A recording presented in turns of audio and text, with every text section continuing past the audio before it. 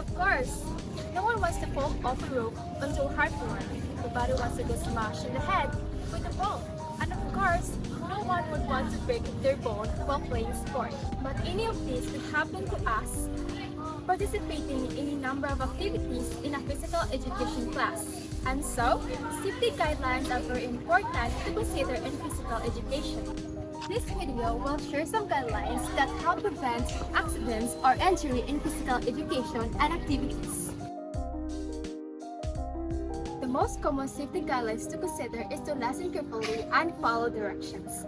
Physical education classes are often associated with energetic activities, competitive sports, and a lot of movement. However, amidst all the action, there's one skill that is often overlooked but plays a critical role in student success in PE, and that is listening. Do you listen with your ear or do you listen with your minds? Without proper listening skills, students may not grasp essential safety guidelines, which can lead to accidents and injuries.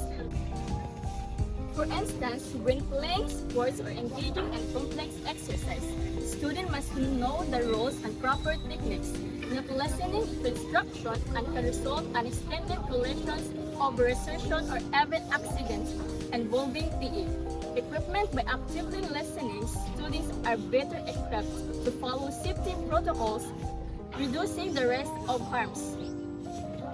Okay class, we're gonna do a jogging exercise for today. Listen carefully for you to follow the directions. While jogging, maintain your good posture.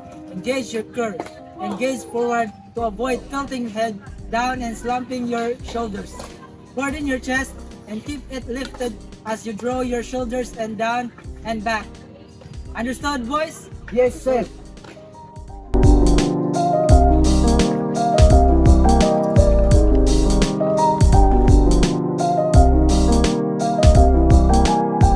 Teachers need to be aware of medical backgrounds and physical limitation of every student. First thing the teacher must have to do is to check medical backgrounds of the students if they might have various medical conditions that could affect their participation in physical activities. Teachers must be aware of students have physical disabilities, injuries, chronic health issues that could impact their ability to perform certain exercises. Teachers should be informed about this condition to make necessary adjustments in the activities or provide alternative exercises. Girls, listen up. We're gonna perform today the exercises that I said last meeting. We're gonna perform 10 push-ups, 10 squats, and 10 lunges. 10 minutes of lunges, okay? Before we start, who among you are having a difficulty in breathing? Raise your hand. Okay, not only raise of hand, you're not allowed to perform this activity, but you will instead take the exam. Understood? Yes, ma'am.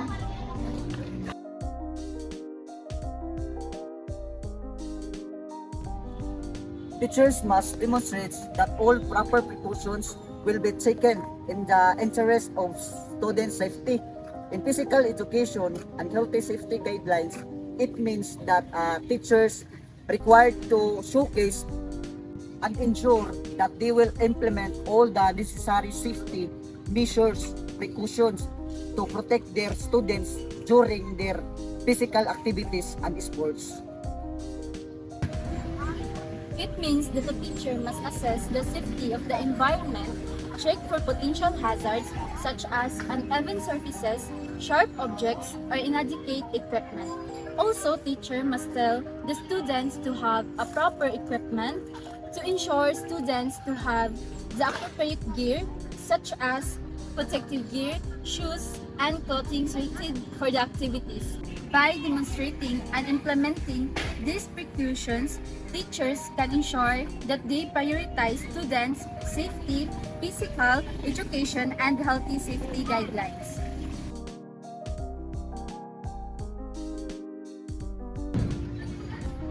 Teachers have the recommended qualification and experience for sport education.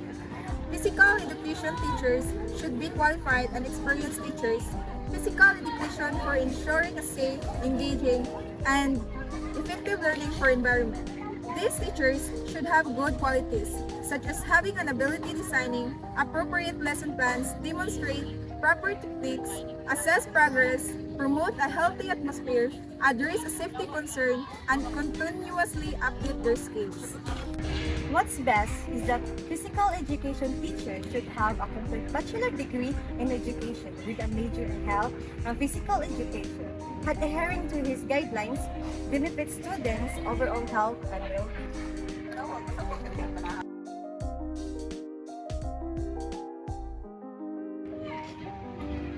Severe exercise must be avoided unless the individual is young and athletic. Intense or severe exercise should generally be avoided for individuals who are not young and athletic. The reasoning behind this is to ensure personal safety and well-being.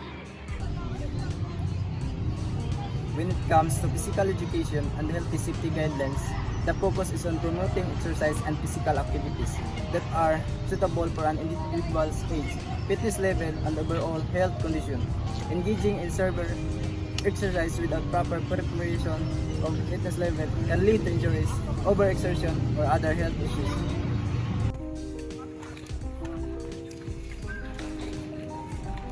Okay, class, as I said, if kung hindi makaya sa lawas, ayaw pugsa. At Young and athletic individuals usually have better physical conditioning, which allows them to handle more intense workouts. However, it's essential to remember that everyone's body is different, and even young and athletic individuals should gradually increase the intensity of their exercise routines to avoid injury. Why is it important to follow safety guidelines? well, it's important so we can protect ourselves from harm. Because following safety guidelines will help us what we should do when in time of emergency. By knowing this, we can avoid dangers such as life and death accidents.